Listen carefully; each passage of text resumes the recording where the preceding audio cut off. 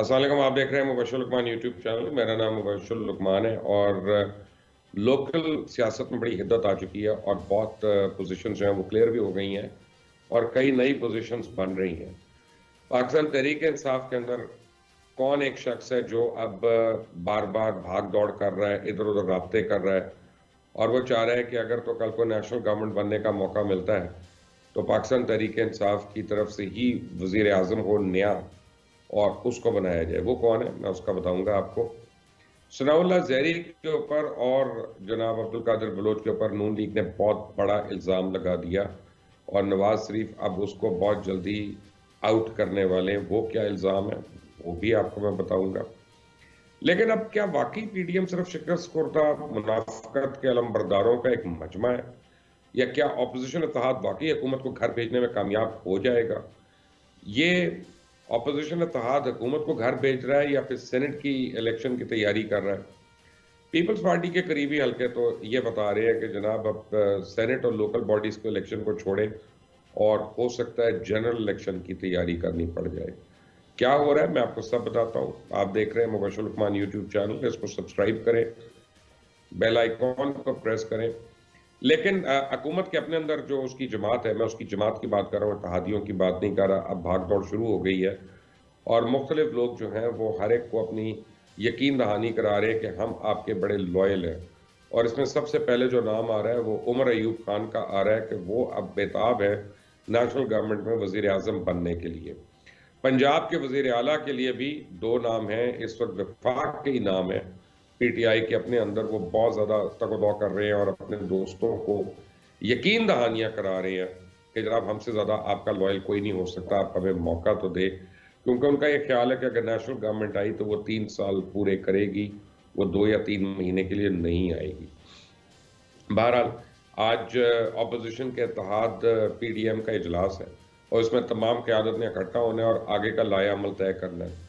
پچھلے 2-4 روز میں جو نون لیگ اور پیپلز پارٹی کے درمیان ایک گیپ ہمیں نظر آیا، ڈیوائیڈ ہمیں نظر آئی، ہو سکتا ہے آج کے اس اجلاس میں اس ڈیوائیڈ کو پر کرنے کی کافی سیریس کوشش ہو اور نئی حکمت عملی جو ہے اس کو بھی ترتیب دیا جائے. اب مریم نواز کا تو موقف سامنے آ گیا ہے کہ پیپلز پارٹی کے چیئرمین بلاول بھٹو زرداری کے بیان کے اوپر انہوں نے کہا ہے کہ ان کے بیان کو تروڑ مروڑ کر پیش کیا جا رہا ہے اور پی ڈی ایم کے اتحاد میں دراڑیں ڈالنے کی کوشش کی جا رہی ہے. اور دوسری طرف نون لیگ کا یہ کہنا ہے کہ عبد القادر بلوچ اور ثناء اللہ زہری جو گئے ہیں یہ لوگ وہ ہیں جو مفاد پرست ہیں اور ان کا سیاست سے کوئی عمل دخل نہیں ہے، پہلے بھی چھوڑ سکتے تھے، اب کیوں چھوڑ رہے ہیں؟ تو اب آپ یہ دیکھیں کہ یہ لوگ وزیر اعلیٰ رہ چکے ہیں نون لیگ کے، اس وقت ٹھیک تھے اور اب جو ہے وہ ٹھیک نہیں اور ان کی کوئی اہمیت نہیں ہے. نہیں بلکہ مریم نواز نے تو یہاں تک کہہ دیا کہ جو لیڈر کے بیانیے سے متفق نہیں ہے اس کی پارٹی میں کوئی گنجائش نہیں ہے. اس کا مطلب ہے کہ جمہوریت کو تو نون لیگ نے دفن کر دیا بالکل ہر طرح سے، اور وہ کہتے ہیں کہ ہمارے بیانیے سے بھی جس پہ اتفاق نہیں ہے وہ بھی ہماری پارٹی میں اب نہیں رہ سکتا اور اس جمہوریت کے ثمرات نہیں لے سکتا. ادھر جو بائیڈن جب الیکٹ ہوئے تو انہوں نے کہا اب ریڈ اور بلو کے درمیان کوئی دراڑ نہیں، ہم سارے امریکنز ہیں اور ہمیں امریکہ کی فلاح کے لیے کام کرنا ہے. یہاں پہ نواز شریف کا بیانیہ، مولانا فضل الرحمان کا بیانیہ، عمران خان کا بیانیہ، مبشر لقمان کا بیانیہ، ہر ایک کا بیانیہ وہ چلے گا. ملک کی سیاست جو ہے وہ پیچھے ہو گئی. اب مریم نواز کا تو یہ کہنا ہے کہ جی آلریڈی گلگت بلتستان کے انتخاب میں دھاندلی ہو چکی ہے اور مزید دھاندلی کی اب کوشش کی جا رہی ہے. مریم نواز نووارد ہے، ان کا بھی پتہ نہیں ہے. محترمہ بے نظیر بھٹو نے ایک دفعہ مجھے بتایا تھا، اللہ تعالیٰ ان کے درجات بلند کرے، بہت سال پہلے اپنی شہادت سے پہلے انہوں نے خود مجھے کہا تھا کہ سب سے بڑی جو 2 غلطیاں میں نے سیاسی اپنی زندگی میں کی ہیں ان میں ایک تو یہ تھی کہ میں نے الیکشنز کا بائیکاٹ کیا. الیکشنز کا بائیکاٹ کبھی نہیں کسی جمہوری پارٹی کو کرنا چاہیے کیونکہ وہ پھر سپیس اپنی چھوڑ دیتی ہے اور اپنے ورکرز کی کمر توڑ دیتی ہے. اور دوسرا انہوں نے کہا کہ جب ایک دفعہ اس وقت زمانے میں کیا ہوتا تھا کہ نیشنل اسمبلی کا 1 دن ہوتا تھا ووٹنگ اور پروونشل اسمبلیز کے 2 دن کے بعد پولنگ ہوتی تھی اور ووٹنگ ہوتی تھی. تو پیپلز پارٹی نے یا بے نظیر بھٹو نے اس وقت یہ کہہ دیا کہ جناب دھاندلی ہو چکی ہے اور فیصلہ ہو چکا ہے کہ کس کو جتانا ہے. اس وقت نون لیگ کی بات ہو رہی تھی، میاں نواز شریف کی. ان کو جتانا ہے اسٹیبلشمنٹ نے، تو ہم لوگوں کو یہ نہیں آنے دے رہے. تو اس کا نقصان یہ ہوا کہ پیپلز پارٹی کے جو لیجیٹمیٹ ووٹرز تھے وہ تنگ آ کے گھر بیٹھ گئے. انہوں نے کہا جب فیصلہ ہو چکا ہے اور ہمارے ووٹ کا فرق ہی نہیں پڑنا تو ہم لائنوں میں کیوں لگیں جا کے، ہم اتنی دیر کھجل خوار کیوں ہوں دھوپ میں اور ہیومیڈیٹی میں، اس طرح کا جو موسم تھا اس وقت. تو یہ جو مریم نواز کا بیانیہ ہے گلگت بلتستان کے بارے میں، یہ صرف اور صرف نون لیگ کو نقصان پہنچا سکتا ہے، فائدہ بالکل نہیں پہنچا سکتا. اب پیپلز پارٹی نے تو وزیر اعظم اور وزراء کے گلگت بلتستان کے دوروں کو قبل از وقت انتخابات دھاندلی قرار دی، اور انہوں نے الیکشن کمیشن سے رابطہ کیا کیونکہ رولز کے مطابق وہ نہیں کر سکتے. اب ٹیکنیکلی وہ کر سکتے ہیں، اور آپ اسپرٹ میں دیکھیں تو نہیں کر سکتے. ٹیکنیکلی اس لیے کر سکتے ہیں کہ یہ گلگت بلتستان کے حکمران نہیں ہے، یہ پاکستان کے حکمران ہے. تو پاکستان میں کوئی انتخاب ہو رہا ہو یا کوئی بائی الیکشن ہو رہا ہو تو یہ اس میں جائیں گے تو وہ غلط ہوگا. لیکن گلگت بلتستان کو جب تک پاکستان کا صوبہ نہیں بنایا جاتا اور جب تک اس کی اپنی ایک آئین ساز اسمبلی بنتی ہے اور ان کی اپنی حکومت اور حکمران بنتے ہیں، تو تب یہ لوگ وہاں کے وزیر نہیں ہیں. تو اس لیے یہ وہاں پہ جا کے جلسے بھی کر سکتے ہیں، جلوس بھی کر سکتے ہیں. اب عبدالقادر بلوچ اور ثناء اللہ زہری کے حوالے سے بڑی امپورٹنٹ خبر مجھے ملی ہے اور میں آپ کو بتا رہا ہوں، اور یہ ڈائریکٹ مجھے لندن سے آئی کہ میاں نواز شریف بڑے شوق میں تھے جب ان کو پتا چلا کہ عبدالقادر بلوچ کو نکالنے کا فیصلہ ہوا ہے، کیونکہ یہ فیصلہ میاں نواز شریف نے نہیں کیا. عبدالقادر بلوچ اور ثناء اللہ زہری کو پارٹی سے نکالنے کا فیصلہ شاہد خاقان عباسی کا فیصلہ ہے. اور شاہد خاقان عباسی صاحب نے واٹس ایپ کیے کافی چیزیں میاں نواز شریف کو. اس وقت میرے بھی چڑیل جو ہے وہ وہیں پہ تھی، اور چڑیل نے مجھے بتایا کہ ثناء اللہ زہری نے عبدالقادر بلوچ کو بہت پیسے دیے ہیں ان دا لاسٹ فیو ایئرز، اور وہ رقم کروڑوں میں بنتی ہے، کوئی 12 کروڑ 14 کروڑ اس کے قریب، اور ڈیفرنٹ پوزیشنز لینے کے لیے، ڈیفرنٹ عہدے لینے کے لیے.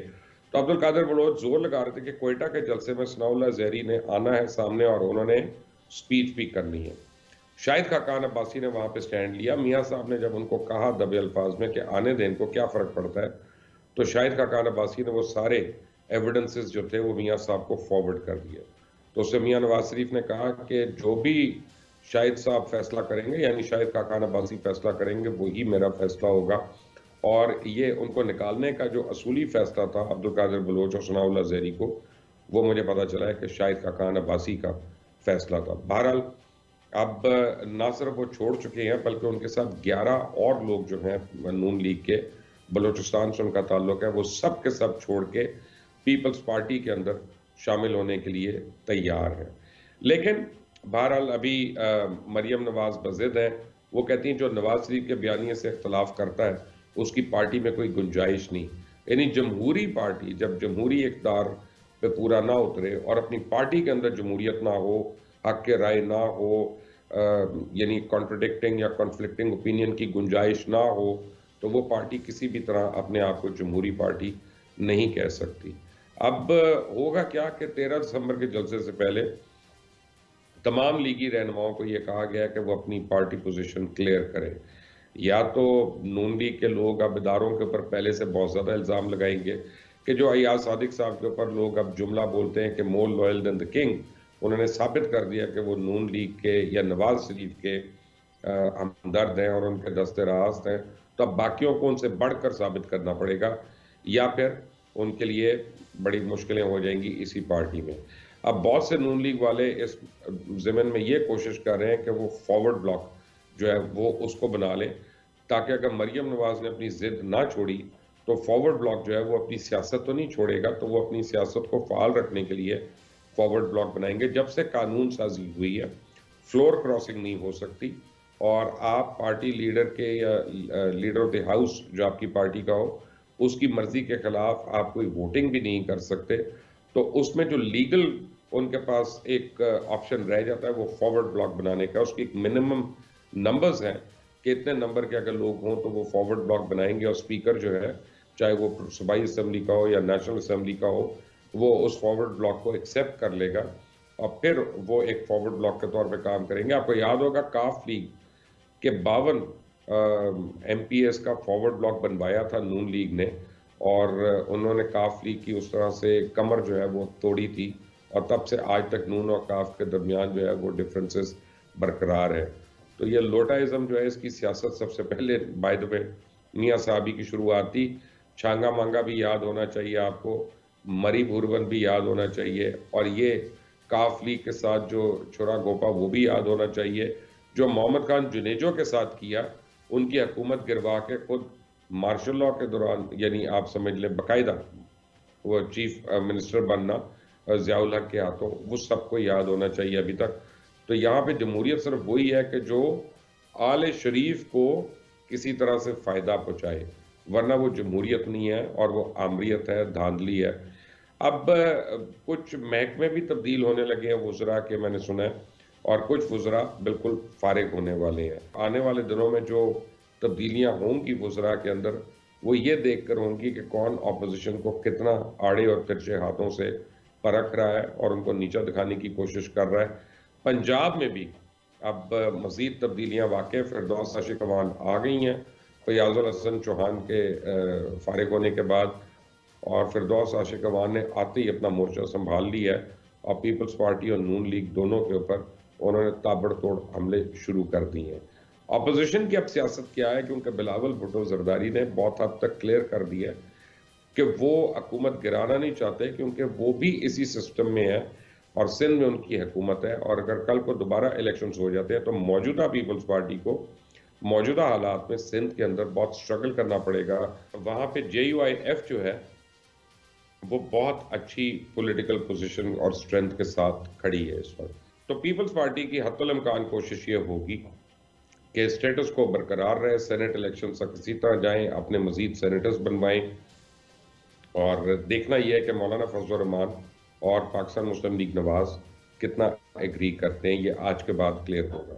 دوسری طرف یہ ہے کہ وزیر اعظم بننے کے لیے عمر ایوب خان بہت دوڑے لگا رہے ہیں، اور عمر ایوب خان نے اس ضمن میں بہت رابطے شروع کر دیے ہیں، اور آپ کو پتہ ہی ہے رابطے کہاں ہوں گے اور کس کس سے ہوں گے۔ عمر ایوب ان کو یہ بابر کرا رہے ہیں کہ ہم سے زیادہ یا مجھ سے زیادہ نہ کوئی قابل ہے، اور نہ کوئی اس فائنینشیل پوزیشن کو ٹرن اراؤنڈ کر سکتا ہے، اور میں ہی کروں گا اگر یہاں پہ ٹرن اراؤنڈ ہونا ہے، اور میں آپ کا آئیڈیل پرائم منسٹر ہوں۔ اور ان کو وہ اپنے لحاظ سے بھرپور کینڈیڈیٹ ہیں، لیکن میرا نہیں خیال کہ پاکستان تحریک انصاف میں ان کو کوئی بھی ایکسیپٹ کرے گا ایز عمران خان کی ریپلیسمنٹ، بلکہ پاکستان تحریک انصاف میں کوئی کسی کو بھی نہیں ایکسیپٹ کرے گا عمران خان کی ریپلیسمنٹ کے طور پہ۔